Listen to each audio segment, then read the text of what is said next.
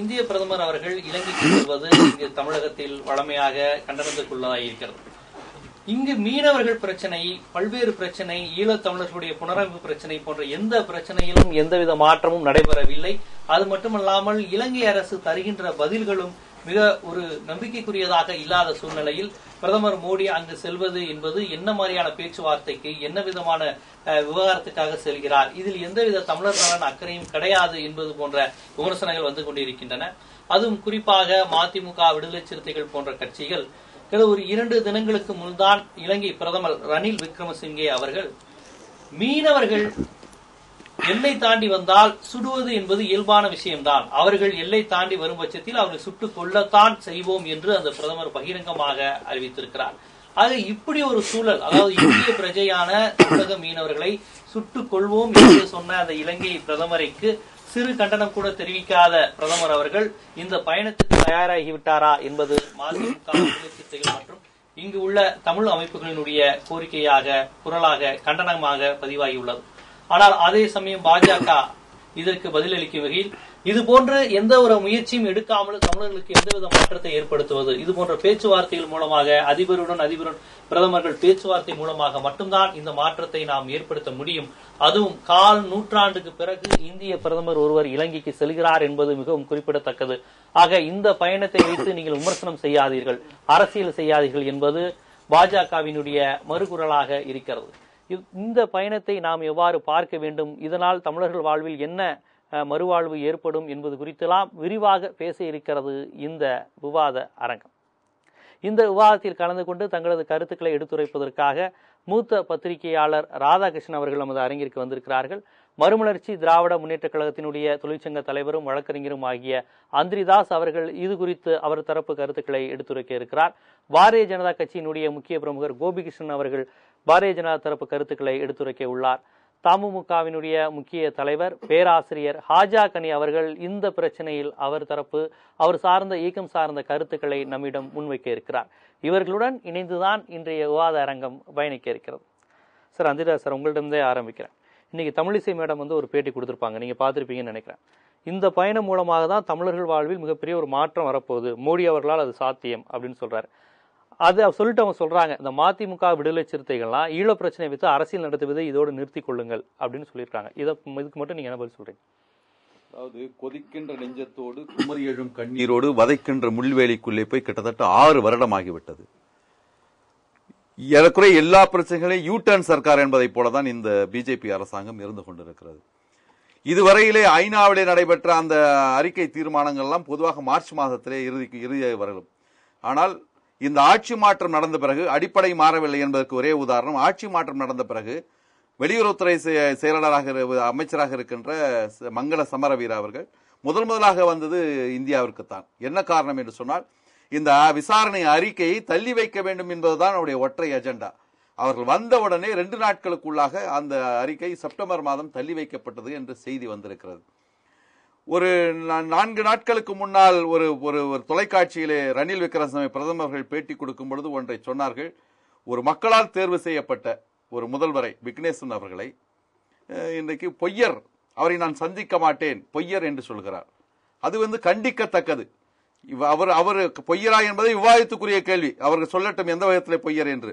ஆனால் இவர் ஒரு ஆகாச பொருட்டர். எதை சொல்கிறேன் என்று சொன்னால், 2002ஆம் ஆண்டு இதே ரணில் விக்ரமசிங்கே பிரதமராக இருந்த அந்த காலகட்டத்திலே நார்வே தலையிட்டு ஒரு அமைதி பேச்சுவார்த்தை நடத்தும் பொழுது, ஒரு அமைதிக்கான உடன்பாடு எட்டப்பட்ட பொழுது, அதிலே அண்ணன் பிரபாகரன் அவர்களும் கையெழுத்திட்டிருக்கிறார், ரணில் விக்ரமசிங்கேவும் கையெழுத்திட்டிருக்கிறார். முக்கியமான 2 சரத்துக்கள் என்ன என்று சொன்னால், ராணுவத்தை வாபஸ் வாங்க வேண்டும், இன்னொன்று அரசியல் கைதிகளை விடுதலை செய்ய வேண்டும். இவை 2யுமே ஒப்பந்தத்திலே கையெழுத்து போட்டு இருந்த 2யுமே மீறி செயல்பட்டவர் தான் ரணில் விக்ரமசிங்கே. இவர் ஒன்றும் ஆகாயத்தில் குதித்தவர் அல்ல. இவர்களாக இருந்தாலும் ராஜபக்சேவாக இருந்தாலும் எல்லாம் எரிகின்ற கொல்லிக்கட்டைகள். எரிகின்ற கொல்லிக்கட்டையில எந்த கொல்லிக்கட்டை நல்ல கொல்லிக்கட்டை என்று சொல்ல முடியாது. ஆக மோடி அந்தரத்திலே ஒன்றும் பண்ண முடியாது. அவர்கள் என்ன காங்கிரஸ் கடைபிடித்ததை விட ஒரு மோசமான நடைமுறையை தான் இன்றைக்கு அவர்கள் கடைபிடித்து வருகிறார்கள். ரணில் விக்ரமசிங்கே யார் என்று சொன்னால், முதலாக சிங்கள குடியேற்றத்தை அங்கே ஆரம்பித்த முதல் பிரதமர், சேனநாயக்காவுடைய வழி வந்தவர். அது மாத்திரமல்ல, 1983 வெளிக்கடையிலே கலைஞர் அவர்களால் காட்டி கொடுக்கப்பட்டு இன்றைக்கு இலங்கைக்கு ஒப்படைக்கப்பட்டாரே, குட்டிமணி, தங்கதுரை, ஜெகன் போன்றவர்கள் எல்லாம் அன்றைக்கு வெலிக்கடை சிறைச்சாலைக்குள்ளே உள்ளே புகுந்து கண்களை பிடுங்கி, இந்த கண்களால் தானே ஈழத்தை பார்க்க போகிறீர்கள், இந்த கண்களை நசுக்குகிறோம் என்று சொல்லிவிட்டு 53 பேரை இன்றைக்கு குடையும் குளிரமாக அந்த வெலிக்கடை சிறைச்சாலையை ரத்தம் தோய்ந்து கிடந்தது. அந்த வழி வந்த ஜெயவர்தனாவுடைய கட்சிக்காரர், இன்னும் சொல்ல வேண்டும் என்று சொன்னால், இன்றைக்கு வடக்கையும் கிழக்கையும் இணைக்கக்கூடாது என்று உச்சநீதிமன்றத்தில் வழக்கு போட்டு அதை இன்றைக்கு நிலுவையிலே வைத்திருக்கிறார்களே, இது செல்லுபடியாகுது என்று தடுத்திருக்கிறார்களே, அந்த ஜேவிபி என்கின்ற கட்சியினுடைய ஆதரவாக இருப்பவர். அவரிடத்திலே பெரிய மாற்றம் இருப்பதற்கு வாய்ப்பில்லை. 4 நாட்களுக்கு முன்னால் இப்படி சொன்ன பிரதமர் அவர்களை, அதுவும் மீனவர்கள் எங்களுடைய எல்லைக்குள்ளே வந்தால் சுடுவோம் என்று சொல்கின்ற அவர்களிடத்தில் போய் கைலாகு கொடுக்கிறார்கள் என்று சொன்னால், குஜராத்திலே மீனவர் பாதிக்கப்பட்ட பொழுது அவர்களோடு இவர்கள் கை கொடுக்குவார்களா என்று சொன்னால், அவர்களோடு ராஜாங்க பேச்சுவார்த்தை நடத்த மாட்டேன் என்று சொன்னவர்கள், நம்முடைய எல்லை பகுதியிலே ராணுவ வீரனுடைய தலையை கொய்ததற்காக இன்றைக்கு ராஜாங்க உறவுகளை எல்லாம் முறித்துக் கொள்வோம் என்று சொல்லுகிறவர்கள். ஆனால் தமிழர்கள் என்று சொன்னால் சார்க் மாநாட்டிலே காட்மாண்டுவிலே போய் நீங்கள் வெற்றி பெறுவதற்கு வாழ்த்து சொல்கிறேன் என்று சொன்ன ஒரு பிரதமர் எப்படி தமிழர்களுக்காக வாதாடுவார் போதாடுவார் என்று நினைப்பதே நிச்சயமான சங்கடமான காரியமாகத்தான் இருக்கிறது. ஆகவே எதுவுமே நடக்கப் போவதில்லை. இன்னும் வஸ்டிலிருந்து இன்னைக்கு மோசமான நிலைமையை நோக்கித்தான் இன்றைக்கு நாம் போய் கொண்டிருக்கிறோம். ஆக அந்த வகையிலே பார்க்க வேண்டும் என்று சொன்னால், இவர்கள் எல்லாம் எரிகின்ற கொல்லிக்கட்டை எல்லோருமே இந்த இனப்படுகொலை எல்லோருமே மைத்திரிபாலாவாக இருந்தாலும் சரி, இன்றைக்கு இருக்கின்ற பிரதமர் ரணில் விக்ரமசிங்கே அவர் வெளிப்படையாகவே ஒரு டிவியிலே நிகழ்ச்சியிலே தெளிவாக சொல்லிவிட்டார், இதுதான் எங்களுடைய அணுகுமுறை என்று. அதுவும் ஒரு உள்துறை அமைச்சர் அங்கே சுற்றுப்பயணத்தில் இருக்கும் பொழுது ஒரு பிரதமர் வருகின்ற அந்த காலகட்டத்திலே சொல்கிறார்கள் என்று சொன்னால், அதை கண்டிக்காமல் இன்றைக்கு கைலாகு கொடுக்கிறார்கள், அவர்களுக்கு வாழ்த்து சொல்கிறார்கள் என்று சொன்னால், பாகிஸ்தானுடைய பிரதமரை அங்கே தேர்தல் நடக்கும் பொழுது இவர்கள் கைலாகு கொடுப்பார்களா, வாழ்த்து சொல்வார்களா? ஆக அங்கே ஒரு பேதம், இங்கே ஒரு பேதம் என்ன? அங்கே நெய்யை வைத்துக் கொண்டிருக்கிறார் ஒரு கண்ணிலே, இன்னொரு கண்ணிலே ஏன் சுண்ணாம்பை வைத்துக் கொண்டிருக்கிறார்? இணையான நமக்கு எதிரி நாடுதான் இலங்கை. எத்தனையோ முறை பாகிஸ்தானிலே தேர்தல் நடந்திருக்கிறது. மோடி அவர்கள் வாழ்த்து சொல்வாரா? குஜராத் மீனவர்களை சுட்டுவிட்ட பிறகு வாழ்த்து சொல்வாரா? அவர் சொல்கிறார், புரிதலே இல்லாமல் அந்த பிரதமர் பேசுகிறார் என்று சொல்ல ஒரு கண்டனம் கூட இந்திய அரசாங்கம் தெரிவிக்கவில்லை. கேரளாவிலே நடைபெற்ற அந்த மீனவர்கள், அந்த இத்தாலிய கடற்படை சேர்ந்தவர்கள் சுட்டார்கள். பாதிக்கப்பட்டவர்கள் கேரளா மீனவர்கள். ஆனால் அவர்களை மாற்றி திருவிவாதம் செய்கிறார். அதற்கு கூட இந்திய சர்க்காரின் சார்பிலே ஒரு கண்டனத்தை தெரிவிக்கவில்லை என்று சொன்னால் இவர்கள் என்ன நிலைமை உருவாக்குவார்கள் என்று நாம் எதிர்பார்க்கிறோம். சார், உங்கள்கிட்ட இப்ப இந்த ஈழ பிரச்சனை, இலங்கை பிரச்சனை, மீனவர் பிரச்சனைங்கிறது அந்த 83க்கு அப்புறம் அதிகமாகி பல்வேறு விஷயங்கள் நடைபெற்று வருது. இங்க மீனவர் பிரச்சனை 83க்கு அப்புறம் அதிகமாகுது. இப்ப இந்த ஈழ பிரச்சனை 2009க்கு அப்புறம் மிகப்பெரிய ஒரு இது நடந்தது. இப்ப காங்கிரஸுக்கு போய் பிஜேபி வந்தா ஒரு மாற்றம் வரும் அப்படின்னு ஒரு பேச்சு இருந்தது. ராஜபக்சே போயிட்டாரு, இனி ஸ்ரீசேனாவனால ஒரு சின்ன ஒரு மாற்றம் வரும்னு எதிர்பார்க்கப்பட்டது. இப்ப 2 ஆட்சியுமே அங்கேயும் மாறி இருக்கு, இங்கேயும் ஆட்சி மாறி இருக்கு. ஆனா காட்சிகள் மாறவே இல்லையே, எல்லாரும் எங்களுக்கு துரோகம் தான் செய்யறாங்க அப்படிங்கறதா அவரு அந்திரா சாருடைய இதா இருக்கு. எப்படி பாக்குறீங்க? அதாவது மாற்றம்ங்கிறது நாம நினைக்கிற அந்த ஒரு பேஸ்ல, அந்த ஒரு ஸ்பீட்ல நடக்காது. அதுக்குன்னு ஒரு காலையில இருக்கு, அதுக்குன்னு ஒரு வரையறை இருக்கு. அதாவது ஈழ பிரச்சனைன்னு சொல்றதே நாம 78ல இருந்து ஒரு ஆர்ம்டு ரெசிஸ்டன்ஸ் மாதிரி ஆரம்பிக்குது. அந்த ஆர்ம்டு ரெசிஸ்டன்ஸ் துரையப்பா மர்டர்ல இருந்து ஒரு ஆர்ம்டு ரெசிஸ்டன்ஸ் அங்கிருந்து ஆரம்பிக்கிறதாவே வச்சுக்கொள்ளலாம். அங்கிருந்து எவ்வளவோ வாய்ப்புகள் வருது. 2002ல சார் சொன்னதுல ஒரு நிறைய விஷயம் கரெக்டா இருந்தாலும் சில விஷயங்கள் தவறாக இருக்கு. 2002ல நழுவிட்டது எல்டிடி தான், அல்லாத அது வேற யாருக்கும் அதுல பங்கு கிடையாது. 2006ல மறுபடியும் அந்த வாய்ப்பு வருது, அதையும் நழுவு விடுறாங்க. இதுல நாம் பார்க்க வேண்டியது என்னன்னா, ஒரு போன முறை ஒரு பிரதமர் இலங்கைக்கு போறார், ராஜீவ்காந்தி என்றவர். அவர் தான் நமக்கு இந்த 13ஆம் திருத்த சட்டம் என்ற ஒரு டிசிஷன் கொடுத்துட்டு வரார் அங்கிருந்து.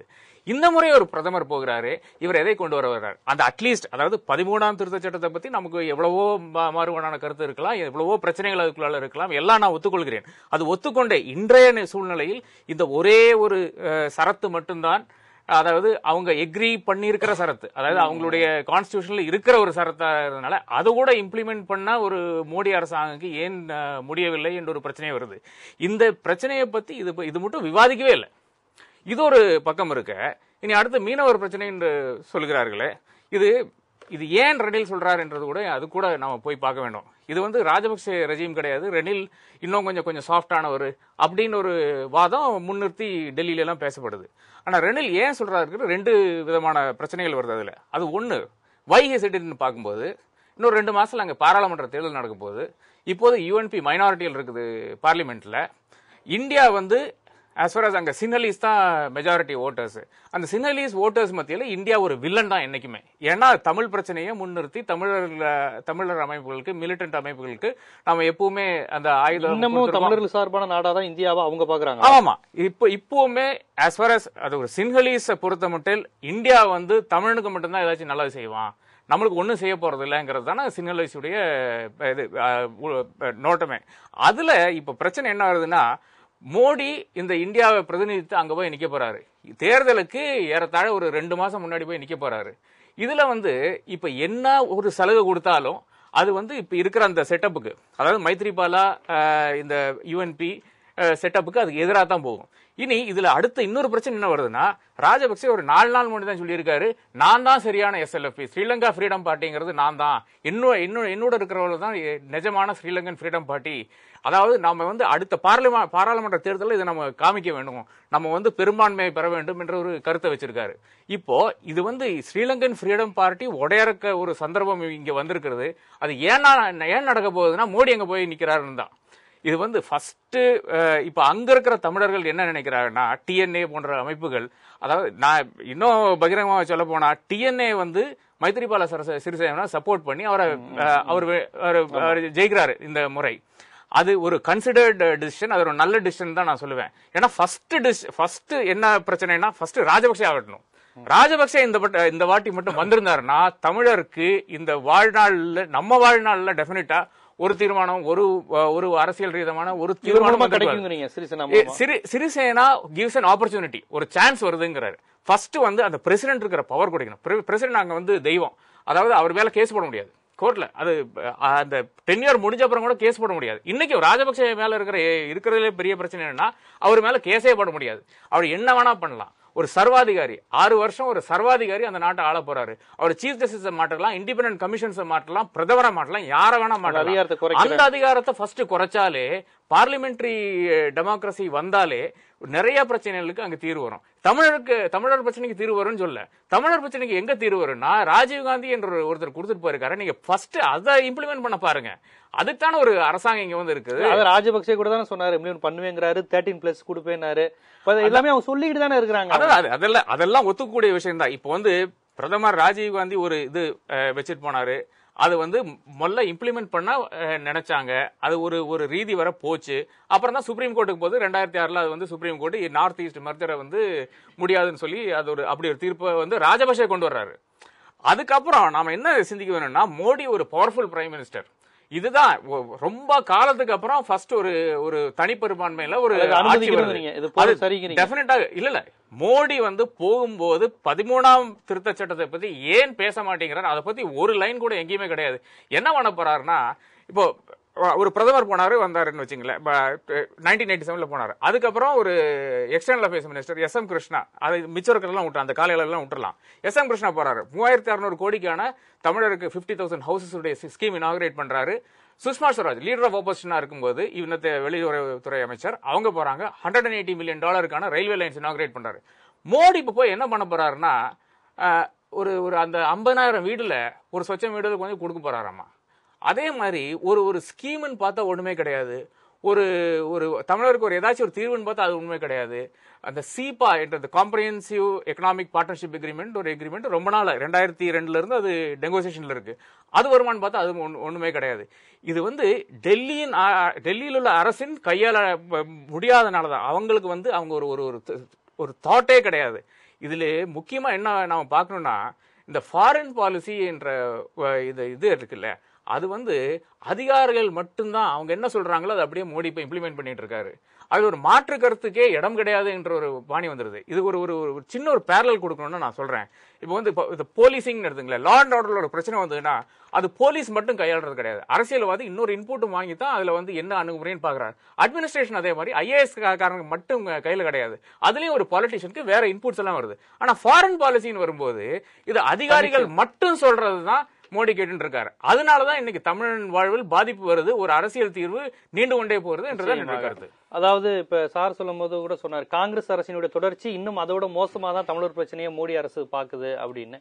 இல்ல அப்படி பார்க்க வேண்டிய அவசியம் என்ன? இப்ப அவர்களுக்கு வந்து சொல்ற மாதிரி ஆட்சி மாற்றம் நடைபெற்றிருக்கு, இங்கேயும் ஆட்சி மாற்றம் நடைபெற்றிருக்கு, ஏன் அவங்க பாசிட்டிவா செய்வாங்கன்னே இங்க உள்ள தமிழ் அமைப்புகள் இவங்களாம் நினைக்க மாட்டேங்கிறாங்க. இதுதான் பிஜேபி தொடர்ந்து கேட்கறது. நீங்க ஏன் நெகட்டிவாவே நினைக்கிறீங்க எப்போயும் அப்படின்னு? இதில் காங்கிரஸுடைய பின்னோடிகள் அல்ல பிஜேபி, காங்கிரசுக்கும் முன்னோடிகள். ஏனென்றால் ஏப்ரல் 22, 2000 ஆண்டுல யாழ்ப்பாணம் கோட்டை வரலாற்று சிறப்புமிக்க ஓயாத அலைகள் 3 நடவடிக்கையின் மூலம் முற்றுகையிடப்படுகிறது. அதில் அவங்க ஒரே வழி பலாலி விமான நிலையத்தின் மூலம் இருக்கின்ற விநியோக வழி மட்டும்தான் இருந்தது. மீதி அனைத்தையும் அவர்கள் சுற்றி வளைத்து விட்டார்கள் விடுதலை புலிகள். பலாலி விமான நிலையத்தையும் தாக்கி தகர்த்து ஏறத்தாழ 40,000 சிங்கள வீரர்களை அவர்கள் சிறைபிடித்திருக்கின்ற நேரத்திலே அன்றைக்கு அவர்களை பின்னுக்கு இழுத்தது யார்? இந்தியாவிலிருந்து கடற்படை அங்கு வரும், இலங்கையில் இரத்த ஆறு ஓடும் என்று எச்சரித்தது யார்? வாஜ்பாய் அல்லவா? கண்ணுக்கெட்டிய தூரத்தில், கை கட்டிய தூரத்தில் வந்த ஒரு அரசை, தமிழர்களுக்கான தனி அரசை தட்டி கவிழ்த்தது யார்? பாஜக அல்லவா? ஐயா அவர்கள், ராதாகிருஷ்ணன் ஐயா அவர்கள் SM கிருஷ்ணா போனதை பற்றி சொன்னாங்க. ஜஸ்வந்த் சிங் அவர்கள் போனார்கள். ஜஸ்வந்த் சிங் அவர்கள் வாஜ்பாய் ஆட்சியிலே இலங்கைக்கு சென்றிருந்த போது தமிழர்கள் அவரை சந்தித்து மன்றாடினார்கள், போர் நிறுத்தத்தை ஏற்படுத்துங்கள், மருந்து பொருள் கிடைக்கவில்லை, உணவுப் பொருள் கிடைக்கவில்லை என்று மன்றாடினார்கள். அவர் பதில் சொல்லவில்லை. ஆனால் தமிழர்களுடைய உரிமை பற்றி நீங்கள் என்ன சொல்கிறீர்கள் என்று கேட்டபோது அதை இலங்கை நாடாளுமன்றம் முடிவு செய்யும் என்று சொன்னார். எப்படி பிரணாப் முகர்ஜி சென்னைக்கு வந்துவிட்டு போர் நிறுத்தத்திற்கு முடிவு செய்ய அது என்னுடைய வேலை அல்ல என்று சொல்லிவிட்டு அப்பொழுது அவர் சொல்லிவிட்டு போனார் என்பதை விமர்சனம் செய்தோமோ, இதே வேலையை அதற்கு முன்னோடியாக இருந்தவர்கள் ஜஸ்வந்த் சிங் அவர்கள் செய்தார்கள். ஆகவே ஒரு காலத்திலும் இலங்கையில் இருக்கக்கூடிய ஈழத்தமிழர்களுக்கு ஆதரவாக பாஜக இருந்ததே இல்லை. 2009ஆம் ஆண்டு நடந்த அந்த முள்ளிவாய்க்கால் படுகொலை, தமிழர்களுடைய கொடுமைகள் இதெல்லாம் நடந்து முடிந்த பிறகு அந்த இரத்தக்கரை படிந்த ராஜபக்சேவுக்கு மத்திய பிரதேசத்திலே வரவேற்பு கொடுத்தது யார்? சிவப்பு கம்பள வரவேற்பு கொடுத்தது பாரதிய ஜனதா கட்சி அல்லவா? சுஷ்மா ஸ்வராஜ் அல்லவா? நம்முடைய அன்பு சகோதரர் அந்திரிதாஸ் அவர்கள் இங்கே வந்திருக்கிறார்கள். அன்றைக்கு தமிழகத்தில் இருந்து பல்வேறு வாகனங்களில் புறப்பட்டு வைகோ அவர்கள் சாஞ்சிக்கு சென்று போராட போனார்களே, ஜனநாயக உரிமையாவது மதித்தார்களா? அவர்களை போராட விட்டார்களா? மாநிலத்துக்குள்ளேயே நுழைய விடாமல் எல்லையிலேயே போட்டு கொடுமையான குறியில் வதைத்து எடுத்து அவர்களை அவ்வளவு கொடுமை செய்து மதிமுகவினரை திருப்பி அனுப்பினார்கள். அப்பொழுது எங்கிருந்தோ வரக்கூடிய ராஜபக்சேவுக்காக சொந்த நாட்டு மக்களை வதைப்பதற்கும் தயாராகிவிட்டவர்கள் பாஜக. அங்கு தமிழர்களுடைய படுகொலைக்கு காங்கிரஸ் தலைமையிலான ஐக்கிய முற்போக்கு கூட்டணி அரசு துணை போனது என்று சொன்னால் இவர்கள் என்ன செய்தார்கள்? நான் இன்னும் ஆதாரமா சொல்றேன். இந்திய கடற்படைக்கு சொந்தமான கடற்படை கப்பலை அவர்கள் இலங்கைக்கு கொடுத்தார்கள். சரையு என்ற பெயரிலே அது இலங்கையினுடைய கடற்படையில சேர்க்கப்பட்டுச்சு. அந்த சுகன்யா என்ற கப்பலை அவர்கள் இலங்கைக்கு கொடுத்தார்கள். அது சரையு என்ற பெயரில் இலங்கை கடற்படையில சேர்க்கப்பட்டுச்சு. விடுதலை புலிகள் ஆயுத போராட்டத்தில் இருக்கும் பொழுது அவர்கள் கடல் வழியாக எந்த ஆதரவும் கிடைத்து விடாமல் தடுத்து நிறுத்தியதே இந்தியா கொடுத்த கப்பல் தான். அப்பொழுது அவர்கள் போய் சந்தித்தார்கள். ஜார்ஜ் பெர்னாண்டஸ் அவர்கள், அவர் ஈழ ஆதரவாளர், எந்த ஒரு புரட்சியாளர், அவரிடம் சென்று வைகோ அவர்கள், பழ நெடுமாறன் ஐயா போன்றவர்கள்லாம் பேசும் பொழுது நான் சரிபார்க்கின்ற போது இது ஐக்கிய குஜரால் அவர்கள் காலத்திலேயே இந்த உடன்பாடு போடப்பட்டு விட்டது, இனிமேல் ஏதாவது கொடுக்காமல் தடுப்போம் என்று சொல்ல முடிந்ததை தவிர அவர்களால் வேறு எந்த உதவியும் செய்ய முடியவில்லை. தமிழர்களுக்கு நேர்ந்த பல்வேறு பின்னடைவுகளுக்கு வாஜ்பாய் காலத்தில் தான் அதிகமான மீனவர்கள் கொல்லப்பட்டிருக்கிறார்கள். புதிய ஆட்சி வரும்பொழுது நரேந்திர மோடி அவர்கள் ராமநாதபுரத்துக்கு வருகின்றார். வந்து பேசினார். என்ன பேசினார்? புதிய ஆட்சி பாரதிய ஜனதா கட்சி தலைமையிலே வறுமையானால் மீனவர்களுடைய வாழ்க்கையிலே நன்மை மலரும், அவர்களுடைய வாழ்வு உரிமை பாதுகாக்கப்படும், கடல் தாமரைகளை கொண்டார்கள். ஏன் தமிழகத்தினுடைய பிஜேபி தலைவர்கள் கூட மீன் விற்கின்ற காட்சியெல்லாம் நம்ம பார்த்தோம். மீனை கையிலேந்து கொண்டு வந்தார்கள். போது மீனவர்கள் மீது இவ்வளவு அக்கறையாக பேசும்போது தனி அமைச்சகத்தை உண்டாக்குவோம் என்றெல்லாம் சொன்னார்கள். நடந்ததா? 90 படகுகள் இதுவரை கைப்பற்றப்பட்டிருக்கின்றன. மோடி அவர்களுடைய ஆட்சி வந்த பிறகு அச்சே தின் ஆரகாகன்னு சொன்னார். நல்ல காலம் வந்து விட்டது என்று குடுகுடுப்பை காரன் சொல்கின்ற அது போல சொன்னார்கள். அது சொன்னால் காலையில் நல்ல காலம் ஆயிடுச்சு. இந்த நல்ல காலம் யாருக்கு வந்தது? ஆஸ்திரேலியாவுக்கு இவர் கூட போகின்ற அதானி நிறுவனத்தாருக்கும் அம்பானி நிறுவனத்தாருக்கும் நல்ல காலம் வந்ததே தவிர இப்பொழுது அதுதான் சிக்கல். மீனவர்களுக்கு நல்ல காலம் வரவில்லை. படகுகளையும் மீனவர்களையும் தனியாக பார்க்க முடியும், உடலும் உயிரும் போல. ஆனால் தமிழகத்தைச் சேர்ந்த பாஜகவுடைய முன்னணி தலைவர் சுப்பிரமணிய சுவாமி என்ன சொல்கிறார்? படகுகளை திருப்ப கொடுக்க கூடாது என்று நான் தான் சொல்லி இருக்கிறேன் இலங்கைக்கு என்று சொல்கிறார். அப்போது படகுகளை திரும்ப தராமல் என்றால் மீனவர்களை கொல்வதற்கு சமம். அது ஒரு படகாவது இந்த ஆட்சியால மீட்க முடிந்ததா? 90 படகுகள். ஆகவே இதற்கெல்லாம் அவர்கள் என்ன திட்டம் வைத்திருக்கிறார்கள்? அதுதான். அதாவது அந்த இலங்கை பிரதமர் ரொம்ப வெளிப்படையா அவர் 13ஆம் தேதி போறாரு. ஒரு 2 நாள் முன்னாடி பேசுறப்ப சொல்றாரு, உள்ள வந்தா சுடதாங்க செய்வோம்னு. ஆனா என்ன சொல்றாங்க, மீனவர் பிரச்சனைக்கு தீர்வு காண்பதற்காக பிரதமர் போறாருன்னு இங்க உள்ள தமிழக பாரதிய ஜனதா சொல்றாங்க. அவர் வந்தா சுடுவோம் அப்படிங்கிறாரு. இது எப்படி இப்படி ஒருத்தர் பேசும்போது இந்தியா மாதிரி ஒரு மிகப்பெரிய நாடு, ஒரு சுண்டக்காய் நாடுன்னு சொல்லுவாங்க, நான் சொல்ல வேணாம் நினைச்சேன். இலங்கையை பத்தி சொல்லும் போது எல்லாருமே சுண்டக்காய் நாடுங்குவாங்க. அப்படி ஒரு நாடு இந்தியா மாதிரி ஒரு ஜனநாயக நாட்டை ஒரு பிரதமர் இது பிரதமர் அவமானப்படுத்துற மாதிரி இல்லையா? உங்க மீனவர்கள், அது இந்திய மீனவர்கள் தானே, தமிழ் மீனவர்களும் வந்தா சுடுவோன்னு வெளிப்படையா அவர் சொல்றாரு. இதுக்கு எப்படி நம்ம பிரதமர் ஒரு கண்டனம் கூட தெரிவிக்காம இருக்கிறாரு? இப்போ இலங்கையில யாழ் மாவட்ட கடற்தொழிற்சாலை கூட்டுறவு சங்கத்தினுடைய தலைவர் அந்தோனி பிள்ளை, எமிலியான் பிள்ளை, அவர் என்ன சொல்றாருன்னா, விக்ரமசிங்கே சொன்னது தவறே இல்லைன்னு சொல்றாரு. அவர்களும் தமிழ் மீனவர்கள் தானே, எதற்காக சொன்னார்னு முதல்ல அது பாருங்க. இங்கிருந்து சென்ற மீனவர்கள் எல்லை தாண்டி நடுவில் ஸ்ரீசேனா அவர்கள் மீனவர்களை கைது செய்யக்கூடாது என்று அறிவித்த பிறகு தமிழக மீனவர்கள் எல்லை தாண்டி சென்று அங்கே ஒரு அறிக்கை வந்தது, தொப்புள் கோடி உறவு என்று சொல்லி எங்களுக்கு பல கோடி ரூபாய் நஷ்டத்தை ஏற்படுத்தி எங்களுடைய வலைகளை அறுத்து படகுகளை சேதப்படுத்தி விட்டு சென்றார்கள் தமிழக மீனவர்கள் என்று இலங்கை தமிழ் மீனவர்கள் அறிக்கை கொடுத்தார்கள். அப்போ தவறு எங்கே நடக்குதுன்னு பாருங்க. இரட்டைமடி வலையை பயன்படுத்தக்கூடாது என்று சொன்னாலும் கேட்பதில்லை. சுடுபவர்கள் யாருமே இரட்டைமடி வலையை பயன்படுத்துறவங்க கிடையாது. சுடுபவர்கள் அல்ல. இதுவரையிலும் மோடி ஆட்சிக்கு யாரும் எந்த ஒரு மீனவரும் சுடப்படவில்லை, கொல்லப்படவில்லை. முதல்ல அது ஒரு விஷயம் தெரிஞ்சுங்க. படகுகளும் மீட்கப்பட்டு இருக்கிறது. கைது செய்யப்பட்ட மீனவர்கள் அனைவரும் விடுதலை செய்யப்பட்டார்கள். வாஜ்பாய் ஆட்சி காலத்திலே இலங்கையிலே ஈழம் அமைவதற்கு எதிர்த்து அவர் எதையும் செய்யவில்லை. ஏனென்றால் வைகோ அவர்கள் சென்று சந்தித்த பொழுது இதே மீனவர்களுக்கு, இதே ஈழ தமிழர்களுக்காக மருந்துகளும் உபகரணங்களும் வருவதற்கு இந்திய ராணுவம் தடை செய்யாது என்று அறிவித்தவர் வாஜ்பாய். அதனால வாஜ்பாயினால் தான் முதல்ல ஆரம்பிக்கப்பட்டது இலங்கையிலே தமிழர்கள் படுகொலை செய்யப்பட்டார்கள் என்று அப்பட்டமான பொய்யெல்லாம் சொல்லக்கூடாது அரங்கத்தில். நடந்த விஷயங்கள் வைகோ அவர்கள் சொன்ன விஷயம் இது. வைகோ அவர்கள் சொன்ன விஷயம் என்ன, இலங்கையிலே இந்த தமிழர்களுக்காக மருந்துகளும் உபகரணங்களும் தடை செய்யப்படாது, இந்திய ராணுவம் தடை செய்யாது என்று வாஜ்பாய் அவர்கள் என்னிடத்திலே உறுதி கூறினார் என்று சொன்ன விஷயம். உறுதி கூறினார்.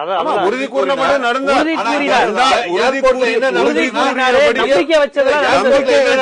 அதற்காக போலீஸ் அதிகாரிகள் அதற்காக தூக்கி எறிந்தார்கள். அதுதான் அன்னைக்கு நடந்தது.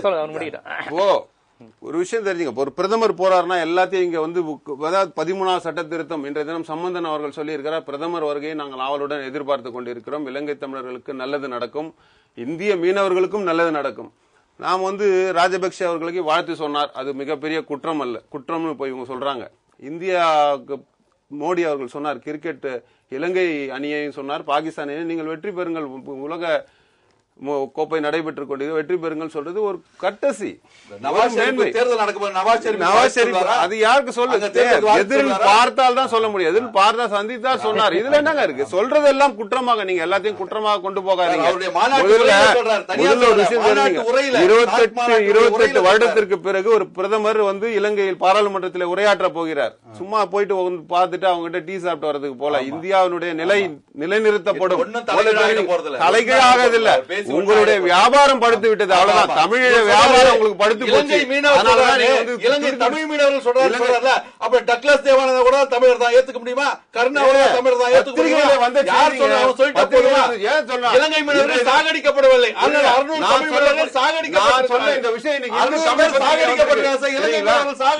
தமிழ் பத்திரிகையில வந்திருக்கு இந்த செய்தி.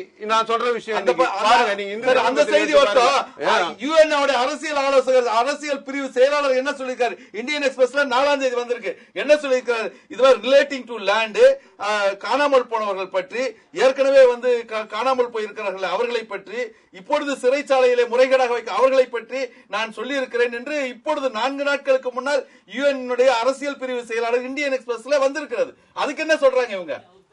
இல்ல, இப்ப இன்னொரு குற்றச்சாட்டு கடந்த காங்கிரஸ் அரசு மீதும் பிஜேபி அரசு மீது ஒண்ணு. இவங்க மனித உரிமை ஆணையத்துல இலங்கையை காப்பாற்றுவதில் இலங்கை இந்தியா 2 பேருக்குமே போட்டி போட்டுக்கிட்டு இலங்கையை காப்பாத்துறாங்க.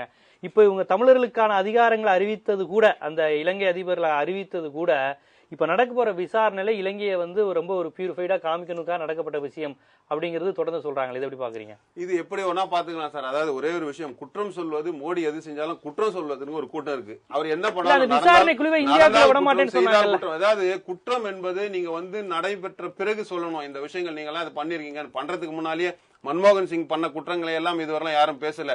காங்கிரஸ் அரசாங்கம் கடந்த 10 வருடமாக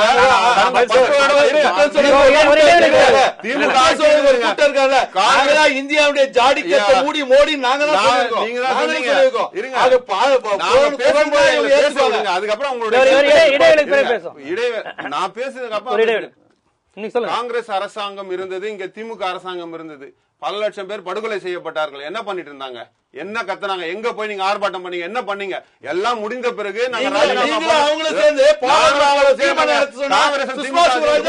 சார், இப்ப இந்த இலங்கை பிரச்சனையிலிருந்து மோடி போனா ஒண்ணு நடக்காது, மோடி போனா நடக்கும், இந்த 2 விஷயங்கள் தான் இங்க வைக்கப்படுது அரசியல் கட்சிகளால். இப்ப வந்து இப்ப இருக்கிற சூழ்நிலையில ஒரு பிரதமரா வந்து என்ன செய்யணும் அவர் இந்த இடத்துல? அது பிரதமர்னு மோடிங்கிற பேரை விட்டுருங்க, ஒரு பிரதமரா, இந்திய பிரதமரா என்ன செய்யணும்? இப்படி ஒரு நாடை எப்படி ஹேண்டில் பண்ணணும்? அதாவது இப்போதைக்கு ஒரு கவர்மெண்ட் ஆஃப் இந்தியா என்ற தரப்பில் பாத்தீங்கன்னா ஒரு ப்ராப்பரா செய்யணும்னா பாராளுமன்ற தேர்தல் வரை அவர்களுக்கு அவகாசம் கொடுக்க வேண்டும். அதாவது இப்போ ரணில் மைத்ரிபாலா என்ற அந்த ஒரு டீமுக்கு நம்ம டைம் கொடுக்கறதா ஒரு டிசிஷன், பரவாயில்ல ஒரு டிசிஷன் எடுத்தாச்சு. அங்க ஒரு டெமோக்ராட்டிக்லி எலெக்டட் கவர்மெண்ட் வந்திருக்கு. அது பாராளுமன்ற தேர்தல் ஏப்ரல் இல்லைன்னா ஜூன் மாதத்தில் நடக்க வேண்டியிருக்கு. அதுவரை அவர்களுக்கு அவகாசம் கொடுக்க வேணும். அது முடிஞ்ச உடனே தான் அடுத்த நடவடிக்கை நம்ம செய்ய வேணும். முதலாவதாக இந்த 13ஆம் திருத்த சட்டத்தை அமல்படுத்த வேண்டும் என்ற ஒரு கோரிக்கை வலுவாக நம்ம எவ்வளவு இது பிரஷர் கொடுக்க முடியும் அவ்வளவு பிரஷர் கொடுக்கணும். அடுத்ததாக மைத்ரிபால சிறிசேனா சொல்லியிருக்காரு, நாங்க வந்து ஒரு இன்டர்னல் மெக்கானிசம் வச்சு இந்த வார் கிரைம்ஸை வந்து நாங்க இன்வெஸ்டிகேட் பண்றோம். இப்போ நான் முன்னாடி ஆர்கியூ பண்ணியிருக்கேன், அதாவது இன்டர்னல் மெக்கானிசம் ஃபெயில் ஆயிடுச்சு, அதனாலதான் நம்ம வந்து யுஎன் மெக்கானிசத்துக்கு போனோம். அது யுஎன் மெக்கானிசம் தான் சரிப்பட்டு வரணும். இதுக்கு நான் அப்ப சொல்றது காரணம் என்னன்னா, ஒன்னு இந்த ஜுடிஷியரிங்கிறது அது பிரசிடென்ட் யாரை வேணா சீஃப் ஜஸ்டிஸ் நியமிக்கலாம். இந்த மோகன் பரீஸ்ங்கிறவரு ஒரு 2 நாள் முன்னாடி மட்டும், அதாவது ராஜபக்சே அவர் வந்து சுப்ரீம் கோர்ட்ல வந்து சீஃப் ஜஸ்டிஸா அப்பாயின்ட் பண்றாரு. ஒரு சீஃப் ஜஸ்டிஸ் தூக்கி போட்டு அடுத்த சீஃப் ஜஸ்டிஸா இந்த ஆள் அப்பாயின்ட் பண்றாரு. இவர் என்னன்னா பிரசிடென்ட்டுக்கு கவுன்சிலா இருக்கிறவரு, அவ்வளவுதான். ஒரு அட்வொகேட் ஜெனரலா இருக்கிறவரு. அதுக்கு முன்னால வேற ஒரு தகுதியும் கிடையாது. வாழ்க்கையில ஒரு ஜட்ஜாவே இருந்து கிடையாது. அவர் வந்து சீஃப் ஜஸ்டிஸா அறிவிக்கிறாரு. இது அங்கத்த பிரசிடென்டுடைய பவர்ஸ். அதனால இந்த ஜுடிஷியல் சிஸ்டமே அவ்வளோ அங்க கீழே போயிருக்கு. அதே மாதிரி சரி செய்யறதுக்கு கொஞ்சம் நாள் ஆகுங்கிறீங்க. இல்ல, ஆமா, இன்வெஸ்டிகேட்டிவ் மெக்கானிசமே உடைஞ்சு போயிருக்கு. அந்த நிலைமையில வந்து அவங்க வந்து இன்டர்னல் மெக்கானிசம் சரி வராதுங்கிறத அந்த டைம்ல வாதமா வச்சிருந்தேன். ஆனா இந்த இன்டர்நேஷனல் மெக்கானிசம் வருதுன்னு வச்சுங்களேன், இன்டர்நேஷனல் இது இப்போ ஒரு அறிக்கை கூட அது யுஎன் டீம் ஒன்னு சரி பண்ணிருக்கு. இப்ப இந்த அறிக்கை இப்ப வைக்கல, யுஎன் இந்த கவுன்சில், யுஎன்ஹெச்சிஆர் கவுன்சில் வைக்கல, அடுத்த கூட்டத்துல வைக்கிறாங்கன்னு வச்சுங்க. அதுக்கப்புறம் அது என்ன ஆகுங்கிறது நாம சிந்திக்க வேணும். இது இங்க இருந்து நேரா செக்யூரிட்டி கவுன்சிலுக்கு போகும். செக்யூரிட்டி கவுன்சிலுக்கு போகும்போது சைனாவை வீட்டோ பண்ணும். இது நமக்கு தேவையாங்கிறத நாம யோசிக்கணும். அதனாலதான் இந்தியா இப்ப ரொம்ப ஒரு கிளவரான அணுகுமுறை எடுத்திருக்கு. அதாவது நீங்க இன்டர்னல் மெக்கானிசம்லயே பண்ணுங்க, அதுல உங்களுக்கு என்ன லாபம்னு பாத்தீங்கன்னா, அதாவது மைத்ரிபால சிறிசேனா ரணிலுக்கு என்ன லாபம்னு பாத்தீங்கன்னா, இது எல்லாம் ராஜபக்ச தலையில கட்டிடலாம். இப்போ நம்ம ஆளுகளை எம்டிஎம்கேனாலும் சரி, இந்த பெரும்பாலான தமிழ் கட்சிகளும் சொல்றது என்னன்னா, ராஜபக்சே கொலைகாரன் அவனை கொலை மரத்தில் ஏத்துங்கன்னு சொல்றாங்க. இது பரவலா தெரியுது. அவர் வந்து commander in chief of the forces. அதே மாதிரி அவருடைய பிரதர் கோட்டபய ராஜபக்சே டிஃபென்ஸ் செக்ரட்டரியா இருந்தவர், சரத் பொன்சேகா, இந்த 3 தான் தலைகள். அந்த 2009 போர் நிறுத்தம் வரை இருக்கிற தலைகள் இவங்க தான். இதுல வந்து சரத் பொன்சேகாவை தொட முடியாதுங்கிறது வெக்தமா இருக்கு. ஏன்னா அவர் வந்து இப்ப ரணில் கூட இருக்காரு.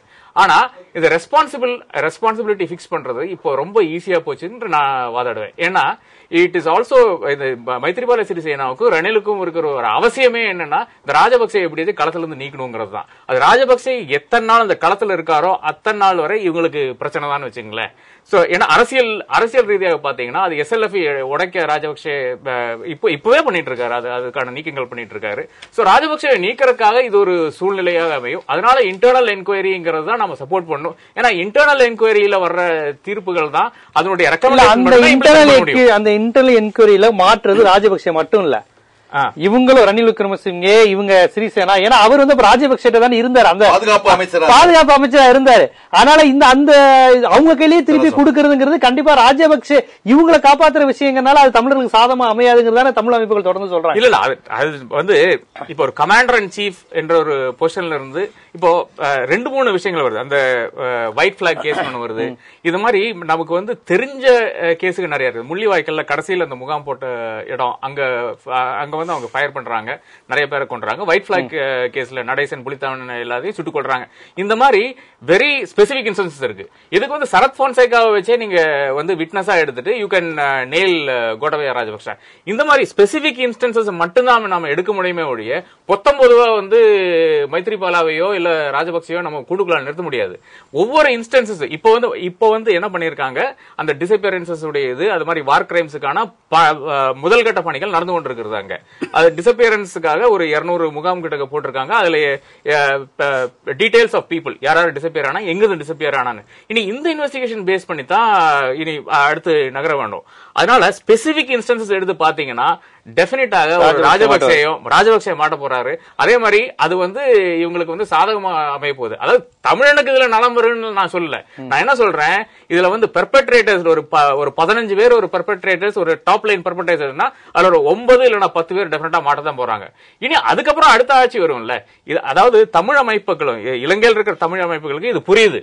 அதனாலதான் இப்படி ஒரு சூழ்ச்சியை பண்ணி அதே மாதிரி எல்லா தமிழ் அமைப்புகளும் எல்லா தமிழரையும் கூட கொண்டு வந்து, இது நடக்காத விஷயம், இலங்கையில நடக்காத விஷயம்.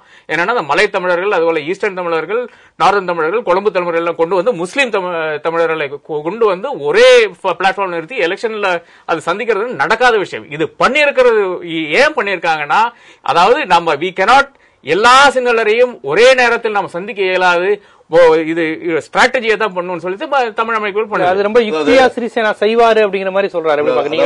பத்திரிகையாளர் ராதாகிருஷ்ணன் அவர் சொல்றதுல ஒன்றிலே உடன்படுகிறேன், ஒன்றிலே நான் மாறுபடுகிறேன். எதிலே உடன்படுகிறேன் என்று சொன்னால், அங்கே ஜுடிஷியல் சுற்றம் வந்து ஒன்றுமே இல்லை என்பதை ராஜபக்சே ஏற்கனவே நிரூபணம் செய்து விட்டார். அதனால்தான் ஒரு காலகட்டத்திலே ஹிரானி பண்டாரநாயக்கா என்கின்ற உச்சநீதிமன்றத்தினுடைய நீதிபதி அவர்கள் பதவி அவருக்கு மாறுபாடுகான தீர்ப்புகளை சொல்கிறார், இவருக்கு எதிரான தீர்ப்புகளை சொல்கிறார் என்கின்ற ஒரே காரணத்திற்காக இம்பீச்மெண்ட், பாராளுமன்றத்தில் இம்பீச்மெண்ட் கொண்டு வந்து அவரை தூக்கி போட்டார்கள். ஆகவே ஜுடிஷியரி சிஸ்டம் அங்கே கிடையாது என்பதை ஏற்கனவே அவர்கள் நிரூபித்து விட்டார்கள். ஆனால் எதிரே நான் மாறுபடுகிறேன் என்று சொன்னால், சொன்னாப்பல இந்த LLRC வந்து வைத்துக் கொண்டு அதுவும் அவர்களே அதாவது யார் கையை கத்தி எடுத்து கொடுத்தார்களோ அவர்களே வந்து விசாரணை கமிஷன் அதிகாரியாக இருப்பது.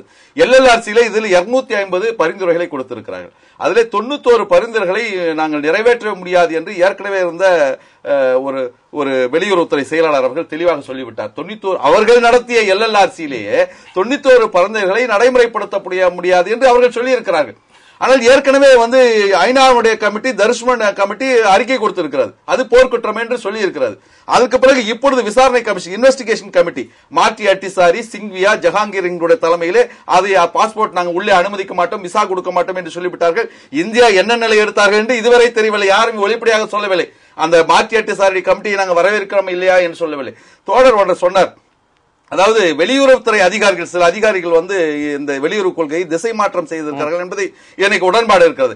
ஏன்னா ஏற்கனவே இருந்த சிவசங்கர மேனன், ஏற்கனவே இருந்த RK நாராயணன், தீட்சித், ரமேஷ் பண்டாரி, இவர்கள் தான் இந்த மடைமாற்றம், இது ஈழப் பிரச்சனையை மடைமாற்றம் செய்தவர்கள் என்று சொல்லலாம். ஆனால் மைத்ரிபால அவர்கள் வந்தவுடன் பேட்டியிலே அவருடைய பாணியிலே அவருடைய வார்த்தையிலே நான் ஒன்றை தெளிவாக சொல்கிறேன். என்ன சொன்னார், I will not allow war crimes to face the inquiry என்று சொல்லியிருக்கிறார். காரணம் நீங்கள் சொன்னதை போல அந்த காலகட்டத்திலே இந்த 2009 முள்ளிவாய்க்கால் மே மாசம் நடந்து கொண்டிருக்கும் பொழுது, ராஜபக்சே அவர்கள் வெளிநாட்டிலே இருக்கும் பொழுது பாதுகாப்புத்துறைக்கு இன்சார்ஜாக இருந்தவர் இந்த மைத்ரிபால அவர்கள் தான். ஆகவே ரணில் விக்ரமசிங்கே அதாவது சொன்னார்கள், தேர்தல் நடக்கின்ற வரை, நாடாளுமன்ற தேர்தல் நடக்கிற வரை நாம் ஒத்து போக வேண்டும் என்று. இவர்களுடைய தேர்தல் சதுரங்கத்திற்காக பலிகளாக போது தமிழர்களை அனுமதிக்க முடியாது. 6 ஆண்டு காலமாக வேற என்ன சொல்றீங்க, நாம வந்து அது மட்டும் பொறுத்திருக்க. இன்னமும் தடுப்பு முகாம்ல இருக்கிறார் சொல்லிட்டு விக்னேசன் அவர்கள் தீர்மானத்தில் போட்டிருக்கிறார். தீர்மானத்தில் இது மாத்திரமல்ல, போர்க்குற்றத்தை விசாரிக்க வேண்டும், சர்வதேச நீதிமன்றத்துக்கு முன்னால் நிற்க வேண்டும். இவ்வளவு நாள் எவ்வளவு சின்ன சொல்லிட்டு இருந்தாங்க. விக்னேஸ்வரனே சொல்லிட்டாரு அப்படின்னு. ஆனா அந்த விக்னேஸ்வரன் சென்னையில இன்னொன்னு சொன்னது எடிட் பண்ணி பேசுறாங்க. அவர் என்ன சொல்றாரு, அரசு பயங்கரவாதம் என்பது இன்றைக்கும் தொடர்கிறதுன்னு சொன்னாரு. இன்னமும் விக்னேஸ்வரன் ஒரு இடத்துல இருந்து இன்னொரு இடத்துக்கு போவதற்கு ராணுவத்துடைய உத்தரவை பெற்றுக்கொண்டுதான் போக வேண்டிய நிலையில மக்களால் தேர்ந்தெடுக்கப்பட்ட ஒரு சீஃப் மினிஸ்டருக்கு அதுதான் நிலைமை. ஆகவே அவர் தெளிவாக சொல்லி இருக்கிறார், முன்மொழிந்திருக்கிறார். இப்பொழுது அங்கே இருந்து அந்த வடக்கு மாகாணத்தில் தீர்மானம் நிறைவேற்றப்பட்டிருக்கிறது. இவன் சொல்ற 87 ராஜீவ்காந்தி உடன்பாடு போட்டாங்க. அந்த சரத்துக்கள் ஏதாவது நிறைவேற்றினாங்களா? ஏதாவது ஒன்றை நிறைவேற்றினாங்களா? அதாவது கைதிகள், அரசியல் கைதிகள் விடுதலை செய்ய வேண்டும் சொல்லிருந்தாங்க. பயங்கரவாத சட்டத்தின் கீழ் கைது செய்யப்பட்டவர்கள் விடுதலை செய்யணும் ஒரு சரத்து இருந்தது. இன்னொன்னு சிங்கள குடியேற்றத்தை தடுத்து நிறுத்த அந்த காலத்துல இருந்து சரத்துக்கள் இருந்து கொண்டுதான் இருக்கிறது. ஆனா என்ன நிலைமைனா 87 சரத்து இல்ல, 2002 புலிகளை அமைதி காக்க வேண்டும். புலிகள் தான் முழுக்க முழுக்க புலிகள் தான் பேசுறீங்கன்னா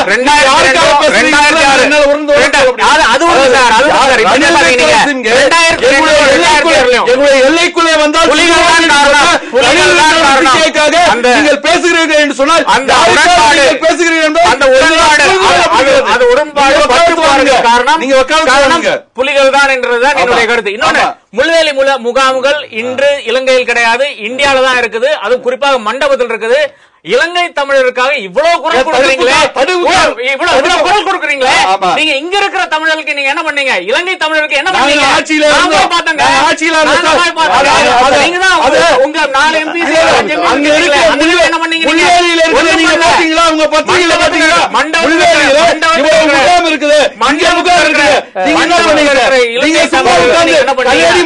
உட்கார்ந்து பேசி வேலைக்காவது நீங்க பத்திரிகை உட்கார்ந்து எடுத்தீங்க வந்து பேசாதீங்க. என்னென்ன அயோக்கியம் தெரியும். சிவசங்கரமேனன் மாத்திரமல்ல, இந்து பத்திரிகை, இவர் ஏற்கனவே இந்து பத்திரிகை முதற்கொண்டு எல்லா பத்திரிகைகளும் இன்றைக்கு துரோகம் தான் செய்திருக்கிறது. ஒரு நிமிடம் நான் உங்கள்கிட்ட கேட்டேன். ஒரே நிமிஷம் சொல்ல முடியாதுங்க. தமிழருக்கு துரோகம் பண்ணது மதிமுக தான். 2006 யார் அட்வைஸ் பண்ணா பிரபாகரன் கிட்ட?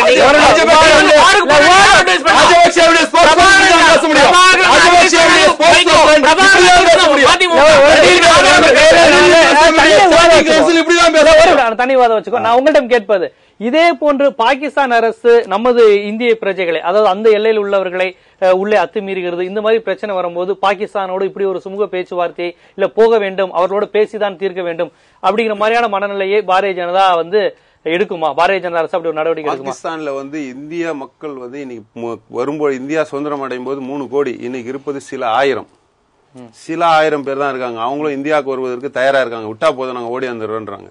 அதனால நீங்க பாகிஸ்தானோட பேசி எல்லாம் தீர்க்க முடியாது. அது உதைத்து தான் சரி பண்ண முடியும். ஆனா இலங்கையில அப்படி கிடையாது. பல லட்சம் பேர் அங்க உட்கார்ந்துருக்காங்க. அவர்களுக்கு பேசி தீர்வு காண்பது என்பதுதான் சார் நடைமுறையில வரக்கூடிய விஷயம். நாங்க என்ன நினைக்கிறோம், ஒரே ஒரு விஷயம் தெரிஞ்சுங்க. இங்க இருக்க சில அரசியல் கட்சிகள் என்ன நினைக்கிறாங்கன்னா, நாங்க சொல்றதை மட்டும் தான் நீங்க இம்ப்ளிமெண்ட் பண்ணணும்னு யாரையும் இவங்க அதிகாரம் பண்ண முடியாது, யாருக்கும் உத்தரவு போட முடியாது.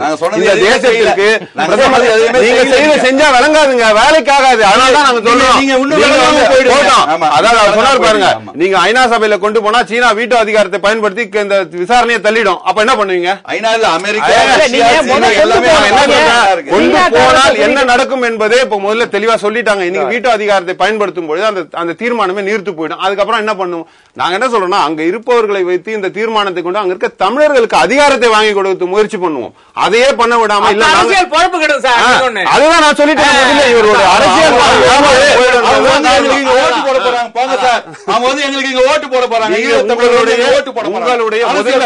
நீங்க அமைதியா இருந்தீங்கன்னா எல்லாம்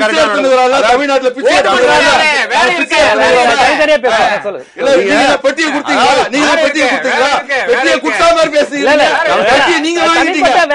பத்திரிகை வாங்கிச்சு இருங்க. இப்போ தமிழர்களுக்கு உரிமை கிடைக்க வேண்டும் என்றால் ஒரு பிரதமர் இந்த நாட்டினுடைய நிர்வாகத்தில் இருப்பவர்களால் தான் செய்ய முடியும். நிர்வாகத்தில் இல்லாதவர்கள் வெறும் அறிக்கை கொடுக்கலாம் தவிர்த்து இப்படி பண்ணா இப்படி போயிடும், இது விளங்காது, இவங்க போறதே வீண் அப்படின்னு சொல்லிட்டு இருந்தீங்கன்னா எப்படி அங்க இருக்க தமிழர்களுக்கு நல்லது கிடைக்கும்? நீங்க செய்வதற்கு ஒரு அரசாங்கம் தான் முயற்சி செய்யணும்னு எந்த தனிநபராலும் முடியாது. நீங்க உங்களால என்ன பண்ண முடியாது? நாங்க ஒரே ஒரு கேள்வி, படகு விடுவிக்கிறதா தமிழ் மீனவன் சொல்றான், இங்க இருக்கிற தமிழ்நாடு நாங்க பாதிக்கப்படுகிறோம், அதுக்கு என்ன பண்றீங்க? அதாவது நம்ம விவாதத்தின் மையக்கருத்து மோடி அவர்களுடைய இலங்கை பயணம் தொடர்பானது. சமீபத்தில் ஒரு நாட்டுக்கு போறதை ரத்து செய்தார் நம்முடைய பிரதமர். மாலத்தீவுக்கு போக மாட்டேன்னு சொன்னார். ஏன்னா அங்க நெருக்கடி இருக்குது, எதிர்கட்சியை ஒழுங்கா நடத்தல, ஜனநாயகம் இல்லை என்று ஏதோ காரணங்களை சொல்லி மாலத்தீவுக்கு போவதை தவிர்த்திருக்கிறார். இலங்கைக்கு போகிறாரே, அப்போது கிளீன் சிட் கொடுக்கிறாரா, இலங்கையில எல்லாம் சரியா இருக்குதுன்னு சொல்ல வர்றாரா என்பது ஒன்று செய்தி. அடுத்ததாக ராஜீவ் அவர்களுடைய பயணத்திற்கு பிறகு ஒரு இந்திய பிரதமர் அங்கே போகிறார்கள் என்று சொல்றார். எனக்கு கவலையெல்லாம் மோடி அவர்கள் மீது எங்களுக்கு அவரை எங்களை போல கடுமையாக எதிர்ப்பவர்கள் யாரும் இல்லை. ஆனா கொஞ்சம் பத்திரமா போயிட்டு வரணுங்கிற அக்கறை இருக்கு. ஏற்கனவே ராஜீவ் அவர்கள் போன போது நடந்த மீது யாருடைய விரல் நகம் கூட எங்க மேல பட முடியாது, அது தெரிஞ்சுங்க. நாங்கள் எதற்கும் பயந்தவர்களும் கிடையாது, எல்லாத்துக்கும் துணிந்தவர்கள். நீங்க நீங்க நியாயத்துக்கும் அஞ்சாதவர்கள். எதுக்குமே அஞ்ச மாட்டோங்க. நாங்க ஏன் பயப்படணும்? நியாயம் இல்ல, எதுக்குமே அஞ்ச மாட்டோம். நாங்க எதுக்கும் அஞ்ச மாட்டோம். உண்மையா சொல்றோம், நாங்க லைவ்ல சொல்லிட்டு எதுக்கும் அஞ்ச மாட்டோம். அஞ்சுபவர்கள் இல்ல. நாங்க அப்படி ஒரு மோசமான அன்னை தெரசாவே ஆய்வு செஞ்சு ஆராய்ச்சி மனநிலை படைத்தவரோடு நீங்க போகிறீர்கள். ராஜீவ் அவர்கள் போயிருந்த போது அங்க ராணுவ அணிவகுப்புல என்ன நடந்ததுங்கிறது தெரியும். துப்பாக்கியுடைய பின்கட்டையால தாக்கப்படுற அளவுக்கு பிற நாட்டு பிரதமர் என்று கூட நினைக்காத ஒரு இனவெறி வளர்க்கப்பட்ட கூட ஒரு நாடு. இங்க நீங்க போறீங்க. போகும்பொழுது ராஜீவ் அவர்கள் போகும்போது அரசியல் கைதிகளை விடுதலை செய்ய வேண்டும், இந்த மாதிரி சில ஷரத்துகளை சொன்னார். நீங்கள் உங்கள் பயணத்தின் இலக்காக தமிழ் மக்களுக்கு என்ன சொல்லி இருக்கிறீர்கள்? மோடி அவர்கள் போகிறார், நான் போய் இந்த காரியத்தை நிறைவேற்ற போகிறேன், இந்த ஒரு உரிமையை பெற்று தரப்போகிறேன் என்று எவ்வித திட்டமும் இல்லை. மாறாக இன்றைக்கு இலங்கை மிக முக்கியமான வணிக ஒப்பந்தங்களை சைனாவோடு நிறுத்தி வைத்துவிட்டு இவர்களோடு இது முழுக்க முழுக்க வணிகம் சார்ந்து இயங்கிக் கொண்டிருப்பதை பார்க்கிறோம். ஆஸ்திரேலியாவுக்கு போனார், அதானி நிறுவனத்திற்கு சலுகை செய்தார். இப்பொழுது ரிலையன்ஸ் நிறுவனம் ஏராளமான உடன்படிக்கைகளை மத்திய இலங்கை அரசோடு செய்திருக்கின்றது. அங்க தொலைத்தொடர்பு துறையுடைய மிகப்பெரிய முதலீடுகளை ரிலையன்ஸ் அங்கே செய்திருக்கிறது. கூட பண்ணிருக்குங்க. அதிகபட்சமான by the people, for the people, of the people என்பதை மாறி for the corporate, of the corporate, by the corporate என்று மாறிவிடக்கூடாது ஒரு அரசாங்கம். இந்திய தொழிலதிபர்களை காப்பாற்ற வேண்டியது இந்திய அரசாங்கத்தினுடைய கடமைங்க. மக்களை முதலில் காப்பாற்றணும். இந்திய மக்கள் நல்லா இருக்காங்க, அரசினுடைய இந்திய மக்கள் சந்தோஷமா என்ன சொல்றாரு, யாழ்ப்பாணத்துல அங்க இருக்கக்கூடிய இலங்கை மீனவ தலைவர் என்ன சொல்றாருன்னு சொல்றாங்க. அப்ப என்ன சொல்ல வருகிறீர்கள்? இலங்கையில் இருக்கக்கூடிய தமிழ் மீனவர்கள் சார்பாகத்தான் தமிழ்நாட்டு மீனவர்கள் சுட்டுக் கொல்லப்படுகிறார்கள் என்று சொல்ல வருகிறீர்களா? நீங்கள் உங்கள் நிலைப்பாட்டை தெளிவுபடுத்துங்கள். இலங்கையில் மட்டுமல்லங்க, பக்கத்துல 2 ஊருக்கிடையில மீன் வியாபாரம் பண்ணும்போது கூட தகராறு வருவது இயற்கை தான். அதன் விளைவாக பலரும் பேசுவாங்க. பாகிஸ்தானில் போய் நீங்க சுட்டுக் கொல்லப்பட்ட மீனவருடைய பட்டியலை எடுங்க. விவாதம் வந்துட்டதுனால நான் வெளிப்படையா கேட்கிறேன். அங்கு கைதுதான் செய்கிறார்கள். எல்லா நாட்டிலும் கைது செய்து சிறையில வைத்திருந்து அனுப்புகிறார்களே தவிர மீனவனை சுட்டுக் கொள்கிற பழிபாவத்தை செய்கிற ஒரே நாடு இலங்கை தான். அதுக்கு தமிழ் மீனவன் தான் கிடைத்தான். அப்போது தூக்கு தண்டனை விதிக்கிறார்கள். தங்கச்சி மட மீனவர்கள் 5 பேருக்கு தூக்கு தண்டனை விதிக்கிறார்கள். மேல்முறையீடு செய்ய முயற்சி எடுத்து தமிழக அரசு, அந்த மீனவர்களுக்காக தொடர்ந்து குரல் கொடுத்தது தமிழ்நாட்டு அரசு. நாங்கள் கூட்டணியில இருந்தாலும் இல்லாவிட்டாலும் உண்மையை மறைக்க முடியாது. தமிழ்நாட்டு அரசு அவ்வளவு முயற்சி செய்து, அதிமுக அரசு முயற்சி செய்திருக்கிறது. மேல்முறையீட்டிற்கு பல லட்சம் ரூபாயை செலவிட்டிருக்கிறது. மேல்முறையீட்டிற்கு போனால் நிச்சயமாக அந்த தமிழ் மீனவர்கள், தங்கச்சி மட மீனவர்கள் விடுவிக்கப்படுவார்கள் என்ற நிலையிலே விடுதலை செய்யப்பட மத்திய அரசும் குரல் கொடுத்தது, மறுக்கல. வெளியுறவுத்துறையால் செய்ய முடியும், ஒரு மாநில அரசால் எல்லாரும் குரல் கொடுத்தது மாதிரி மத்திய அரசும் குரல் கொடுத்தனா மறுக்கல. மீட்டு கொண்டு வந்தோம், குரல் கொடுக்கவில்லை, மீட்டு கொண்டு வந்தோம். அதை சொல்லுங்க. என்ன செய்தீங்க? திருச்சி விமான நிலையத்துல இறங்க வேண்டியவர்களை இங்க நேரா டெல்லிக்கு கூட்டிட்டு போய் டெல்லியில இருந்து அங்க மத்திய அரசுக்கும் ராஜபக்சேவுக்கும் நன்றி தெரிவிக்கிறோம்னு சொல்லிட்டு உடனே அவர்களை கூட்டி கொண்டு வந்திருக்க. எதுக்கு இந்த விளம்பர மோகம்? இங்க தமிழ்நாட்டில் அத்தனை அமைப்புகளும் கட்சி பேதமின்றி ஒன்று சேர்கிறது என்று சொன்னால் மீனவர் பிரச்சனையில ஒன்று சேர்ந்திருக்கிறார்கள். நீங்க என்ன நலனை உருவாக்கி இருக்கிறீர்கள்? 90 படகுல ஒரு படகை மீட்டு வர முடியாதாங்க? அப்போ 90 படகை அவன் கைப்பற்றி வைத்திருப்பது சரி என்று மத்திய அரசு சொல்கிறதா? நீங்க எதுக்கு கூப்பிட்டீங்க? பதவி பிரமாணம் எடுக்கும் போது பதவி ஏற்பு விழாவுக்கு எதுக்கு கூப்பிட்டீங்க? பேரரசர் ஒருவர் பதவி ஏற்கும் பொழுது குறுநில மன்னர்களை எல்லாம் அழைத்து ஒரு எச்சரிக்கை விடுக்கிறார். இனிமேல் நீங்கள் எல்லாம் தமிழர்கள் மீது ஏதாவது செய்தீர்கள் என்று சொன்னால் கட்டி எடுத்து வந்து டெல்லி சர்க்கார் உங்களை தண்டித்து விடும் என்று எச்சரிக்கை கொடுக்கிற மாதிரி கூப்பிட்டீங்களே. நீங்க பதவியேற்ற பிறகுதானே இவ்வளவு நடக்குது. அப்போது நீங்க மாற்று அல்லவே. நீங்க காங்கிரஸ் விமர்சிக்க கடுகளவும் அருகதையற்றவர்கள். ஏனென்றால் காங்கிரஸ் இதை செய்ததனால்தான் தமிழர்கள் அவர்களுக்கு எதிராக போனார்கள். வேறு என்ன காங்கிரஸ் மீது குற்றச்சாட்டு? ஊழல் உங்கள்கிட்ட இல்லையா? நீங்க எது தலைகீழ மாற்றிட்டீங்களா? பெட்ரோல் டீசலுடைய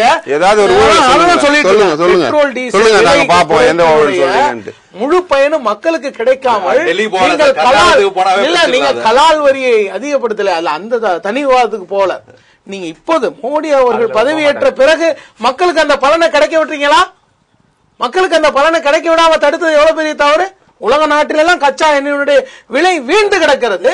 நீங்க குறைச்சீங்களா? கலால் வரியை கூட வைத்து அதோட சுமையை மக்கள் தானே சுமைக்க வைத்தீர்கள். 5 வருஷத்துக்கு முன்னால இருந்த விலைக்கு வந்துதா இல்லையா? 5 வருஷத்துக்கு முன்னால இருந்த விலைக்கு கொண்டு வந்தாங்க. நீங்க கலால குறைங்க, அதை குறைங்க, நடைபெற வேண்டும் விலையை சில வரி விதிப்பு. நீங்க விலை கொள்கை என்ன வச்சீங்க? மத்திய அரசு வைத்திருக்கின்ற இந்த விலை கொள்கை உலக சந்தையில எண்ணெயினுடைய விலைக்கு ஏற்பதானே நிர்ணயிக்கணும். அப்போது உலக சந்தையுடைய விலை வீண்டு கிடக்கும் போது நீங்க மக்களுக்கு துரோகம் செய்தீர்களே. கோபி, இன்னொரு முக்கியமான கேள்வி. இப்ப வந்து பாரதிய ஜனதா அரசுங்கனால இந்த கேள்வி காங்கிரஸ் அரசு அப்படி கேட்க முடியாது. இது வந்து இந்து கோவில்கள் இதோட புனிதம் காக்கப்படணும், இந்த மாதிரி பல்வேறு விஷயங்கள்ல முக்கியத்துவம் கொடுக்கிற அரசா பாரதிய ஜனதா அரசு. கோவில்களை இடிச்சிட்டாங்க, மூலாயிரங்களை இடிச்சிட்டாங்க போன்ற பல்வேறு வரலாறுகள் விஷயங்கள்லாம் அவங்க சொல்லி அது ஒரு அரசியலா இருக்கு. இந்த சூழ்நிலையில நியாயப்படி இந்த மாதிரி தமிழ் அமைப்புகளுக்கு திராவிட கட்சிகளுக்கு வர்ற கோபத்தை விட அதிகமான கோபம் உங்களுக்கு தான் வரணும். ஏன்னா 2000-3000 சிவன் கோயில்களை, முருகன் கோவில்களை முழுக்க முழுக்க இடிச்சு தரமட்டமாக்குனது வந்து சிங்கள அரசு. ராஜபக்சேங்க கூட நான் சொல்ல வரும்ல, சிங்கள பேரினவாத அரசு. அப்படி அடிச்சு நொறுக்கிறப்ப மதிமுகவை விட அதிகமான கோபம் உங்களுக்கு தானே வந்திருக்கணும். ஆனா நீங்க வந்து சிங்கள அரசோட தொடர்ந்து பேச்சுவார்த்தை நடத்துவோம், அது மூலமா தீர்வு கிடைக்கும் தானே சொல்றோம். ஏன் கோவில்களை இடிச்ச, நான் உங்க மொழியிலே கேட்கிறேன், கோவில்களை இடித்த, இந்து கோவில்களை இடித்த ராஜபக்சே மீது, சிங்கள பேரினவாதத்தின் மீது ஏன் உங்களுக்கு கோபம் வரல? பேச்சுவார்த்தை நடத்துறீங்க, பாகிஸ்தான் மீது மட்டும் அதீத கோபம். ஆப்கானிஸ்தான்ல பாமியான் புத்த சிலை உலகத்தினுடைய ஒரு அதிசயம். அதையே பீரங்கி குண்டுகளை வைத்து தாக்கினார்கள் இல்லீங்களா? நான் சொல்லிடுறேன், இங்கே நான் சொல்றேன். அதுக்குள்ளே அதனால என்ன இப்போ அதனால அதை பத்தீங்களா? அதனால என்ன? அதுக்கு அது நியாயப்படுத்திட்டாரு. அதனால அதான் நான் சொல்ல வரேன். எங்களுக்கு கோவம் வருதுங்க. நாங்க கோவம் வரும், கோவம் வராம இல்ல. அங்க இருக்கின்ற மக்களை நீங்க யோசனை பண்ணுங்க. கோயில்களை இடித்து விட்டார்கள் என்பது நம்ம நாட்டுக்குள்ளனா அது வேற மாதிரியான நடவடிக்கை. அது எப்படின்னு பண்ணணும்னு எங்களுக்கு தெரியும். இது வெளிநாட்டுல நம்முடைய மக்கள் அங்க இருக்காங்க, பல லட்சம் பேர் அங்க வாழ்ந்துட்டு இருக்காங்க. அவர்களுக்கு நன்மை செய்யணும். அதுக்கப்புறம் அந்த 1000 கோயில்கள் 10,000 கோயில்களை கட்ட முடியும். 10,000 இலங்கை அரசாங்கம் கோயில்களை இடித்தது, மக்களை கொன்றது. கோயில்களை இடித்ததை விட பல லட்சம் பேர் கொல்லப்பட்டார்கள். அது பெருசு இல்லீங்களா? கோயில்களை இடித்தது. அதை விட நாங்க என்ன பண்றது? 600 மீனவர்கள் காங்கிரஸ் ஆட்சியில கொண்டாங்களே. இப்போ இவர் சொல்றாரு மீனவர்கள் மீனவர்கள் என்று. அன்றைக்கு இந்த காங்கிரஸ் அரசாங்கத்தில் 600 மீனவர்கள் சுட்டுக் கொல்லப்பட்டார்கள். அன்னைக்கு துடிச்சீங்களா? நீங்க பேசியிருப்பீங்களா? பாராளுமன்ற பதிவை போய் பாருங்க சார். எத்தனை தடவை கத்திருக்கிறான்னு சொல்லிட்டு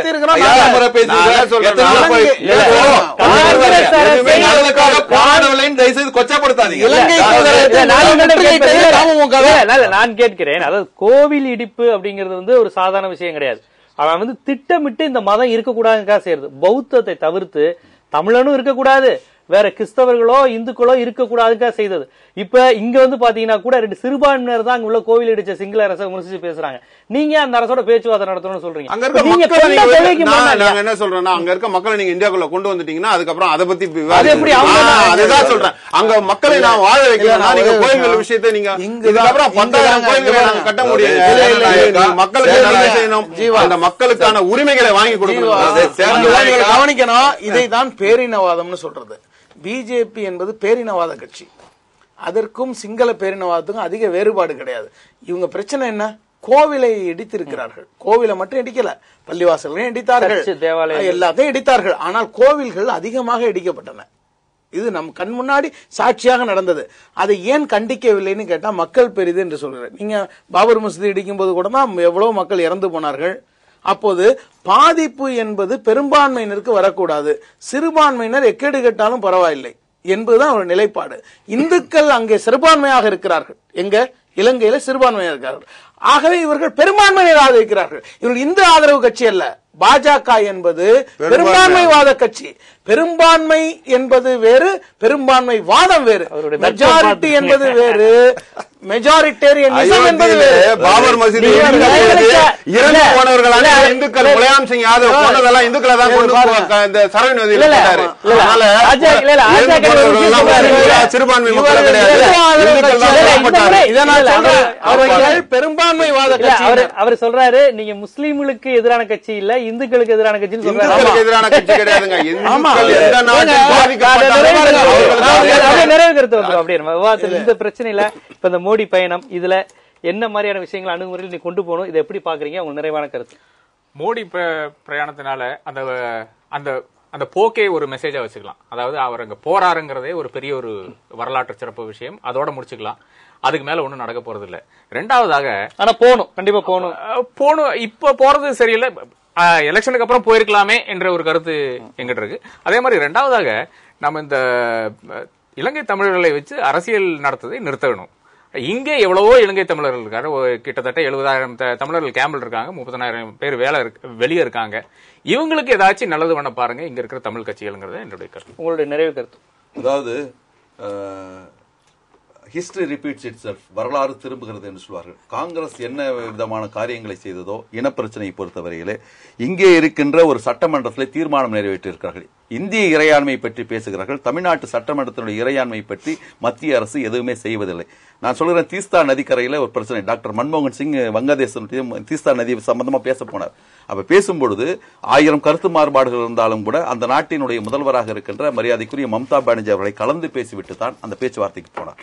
அந்த அணுகுமுறை தமிழர்கள் மத்தியிலே ஏன் இல்லை என்பதுதான் எங்களுடைய கேள்வி. தமிழ்நாட்டு சட்டமன்றத்தில் தீர்மானம் போட்டிருக்கிறது, இந்திய இறையாண்மை பற்றி பேசுகிறீர்கள். இப்போது ஒன்றுபட்ட இலங்கையினுடைய இறையாண்மை பற்றி பேசிக் கொண்டிருக்கிறீர்கள். ஆனால் 71ஆம் ஆண்டு மே மாதம் 14ஆம் தேதி டெல்லியிலே வாஜ்பாய் அவர்கள் இன்னைக்கு அங்கே இனப்படுகொலை நடந்து கொண்டிருக்கிறது, ஒன்றுபட்ட பாகிஸ்தான் என்று அன்றைக்கு பேசினாரா? வங்கதேசத்தை பிரித்துக் கொடுக்க வேண்டும் என்று சொன்னவர்கள் இன்றைக்கு ஏன் 1.5 லட்சம் பேர் சாகடித்த பிறகு கூட கொதிக்கின்ற நெஞ்சத்தோடு இருக்கின்ற அந்த தமிழ் நெஞ்சங்கள் இன்னைக்கு முன்வேலையில் இருக்கிறார்கள். இதை வைத்துக் கொண்டு பிழை காண வேண்டும் என்பது எங்களுடைய பிழைப்பு அல்ல. யாரையும் வைத்து பிழைக்க வேண்டும் என்கின்ற அவசியம் எங்களுக்கு கிடையாது. அரசியல் சன்னியாசம் இருந்தாலோடு எங்களுடைய கொள்கைகளை தீவிரமாக இருப்போம், வெறித்தன்மையோடு இருப்போம். அதை பிழைப்பு என்று யாராவது கொச்சைப்படுத்த விரும்பினால் அவர்களை பற்றி நாங்கள் கொச்சைப்படுத்த வேண்டி வரும். அப்படி நினைக்கக்கூடாது. குறை காண்பது எங்களுடைய கொள்கை அல்ல, பிழை காண்பது எங்களுடைய பிழைப்பு அல்ல. 1.5 லட்சம் பேர் எங்களுடைய துப்புள் கூடி உறவுகள் இன்றைக்கு சாகடிக்கப்பட்டிருக்கார்கள். அதற்குண்டான நீதி வேண்டும் என்று நான் கேட்கவில்லை. விக்னேஸ்வரன் வடக்கு மாகாணத்தில் தீர்மானம் போட்டிருக்கிறார், அதை நீங்கள் நிறைவேற்றுங்கள். ஆகவே இன்றைக்கு ஈழப் பிரச்சனையை பொறுத்தவரையிலே இந்த தேர்தலுக்காக அங்கே நடக்கின்ற மைத்ரிபாலா வர வேண்டும், ரணில் விக்ரமசிங்கே வர வேண்டும் என்பதற்காக இன்னமும் அந்த தடுப்பு காவலிலே இருக்கின்ற கோடிக்கணக்கான லட்சக்கணக்கான தமிழர்கள் இடைஞ்சல் ஏற்படுத்துவதை அனுமதிக்க முடியாது. ஆகவே இங்கே இருக்கின்ற ஒரு சில சக்திகள் ராஜபக்சேவுக்கு எப்படி உதவினார்களோ அதே போல மைத்ரிபாலாவுக்கும் இன்றைக்கு ஒரு அட்வொகேட்டிங் என்கின்ற சொல்வார்கள். அந்த வகையிலே தான் இன்றைக்கு they are carrying that brief for the Sri Lanka என்பதை போல, ப்ரோ ஸ்ரீலங்கா கவர்மெண்ட் என்பதை போல பல பேர் இங்கே செயல்பட்டுக் கொண்டிருக்கிறார்கள். அதைத்தான் நாங்கள் விமர்சிக்கிறோம். ஆகவே அந்த அடிப்படையிலே எங்களுக்கு நீதி வேண்டும், அவர்களுக்கு புனர்வாழ்வு வேண்டும். வெறும் 50 வீடுகளை கொடுத்துவிட்டு இந்த பிரச்சனையை தீர்க்க முடியாது. அவர்கள் கேட்பது வீடு அல்ல, நாடு. ஆகவே அதற்கேற்றால் போல் முடிவெடுக்க வேண்டும். ஆனால் இந்த பிரச்சனையிலே கதர் சட்டையை காவி சட்டை மிஞ்சிவிட்டது என்பதுதான் எங்களுடைய அழுத்தமான எண்ணம். அங்கே இருக்கின்ற தமிழர்கள் ஈழம் கேட்கவில்லை, அவர்கள் அமைதியான வாழ்வை தான் கேட்டுக்கொண்டிருக்கிறார்கள். இங்கே இருப்பவர்கள் தான் உங்களுக்கு ஈழம் கிடைக்கும் என்று பொய்யான வாக்குறுதிகளை மக்களிடத்திலே பரப்பிக் கொண்டிருக்கிறார்கள். பிரதமர் போவது அங்கே இருக்கின்ற தமிழர்களுக்கு நல்லது விளைய வேண்டும். இரு நாடுகளும் உறவு இருக்கிற சிங்கள பேரினவாதத்தோட ஒத்துழைத்து வாழ தமிழ் மக்கள் தாராளமா தயாரா இருக்காங்க. ஏன் தயாரா இல்லாம ஓட்டு போட்டிருக்காங்க? இப்போ சமீபத்திலே நடந்த தேர்தலில் இவ்வளவு பேரும் எதற்காக ஸ்ரீசேனா அவர்களுக்கு வாக்களிக்க வேண்டும்? ஒருத்தரை ராஜபக்சேக்கு மாற்றாக அப்போ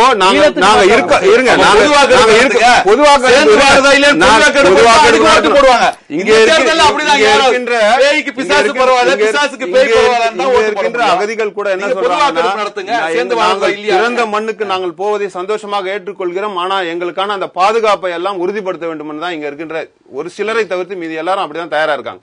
70% பேர் இலங்கைக்கு செல்வதற்கு தயார். நான் பிறந்த மண், என்னுடைய தாய்மண்ணுக்கு நான் போறதுக்கு சந்தோஷப்படுறேன்னு சொல்றேன். ஆனா எங்களுக்கான பாதுகாப்புகளை சரிப்படுத்தி கொடுங்க, நாங்க அங்க போய் எங்களுடைய வாழ்வாதாரம் எங்களுக்கு வேணும், நாங்க எல்லாத்தையும் விட்டுட்டு வந்துட்டோம் தான் சொல்லிட்டு இருக்காங்க.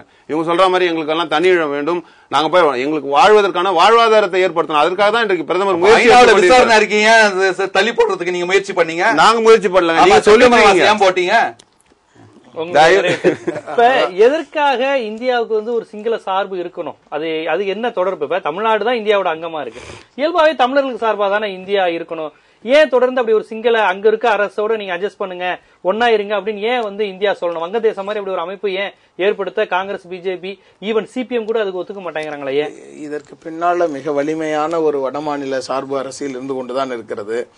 இங்கே தமிழ்நாட்டில் இருக்கக்கூடிய திருப்பூரை அழித்து இலங்கையிலே பின்னலாடை மையத்தை உருவாக்கக்கூடிய சதிகள் எல்லாம் நீங்கள் விசாரணை செய்தால் பல ஆபத்தான செய்திகள் வெளிவரும்.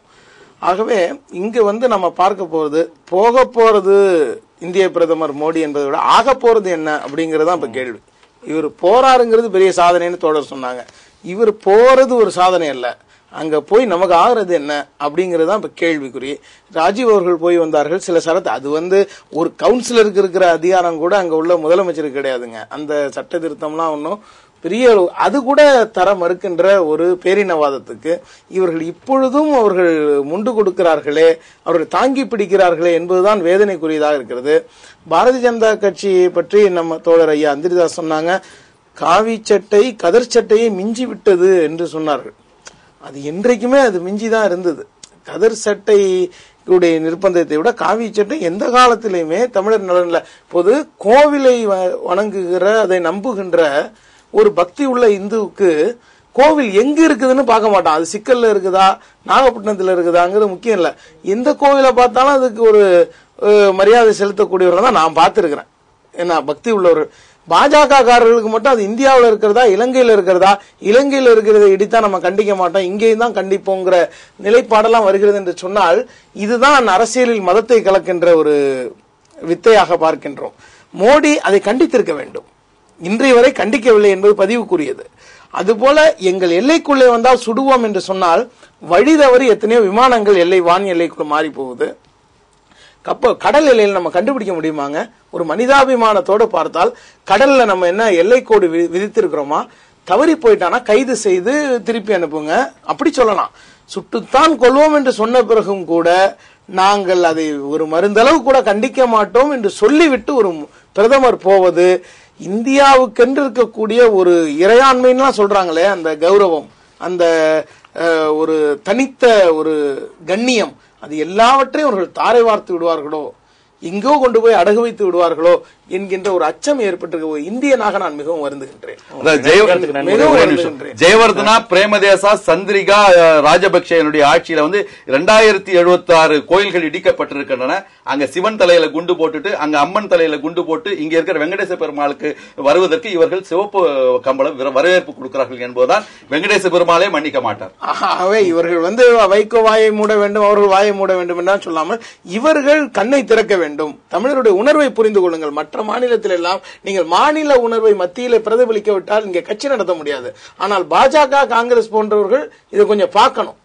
பாஜக குறிப்பாக மாநில உணர்வுகளுக்கு எதிராக செயல்பட இலங்கை தமிழர்களுக்கு ஆதரவாக தமிழர்கள் இருந்தா இன்னைக்கு வைகோ தான் முதல்வராக இருக்கணும். அதனால தயவுசெய்து அந்த இலங்கை தமிழர் ஆதரவு சொல்லிட்டு மீனவர்களை கொள்ளை செய்த தமிழ்நாடு தமிழர் வந்து இல்ல, தமிழ்நாடு தமிழர் மறந்தாச்சு. இலங்கை தமிழர்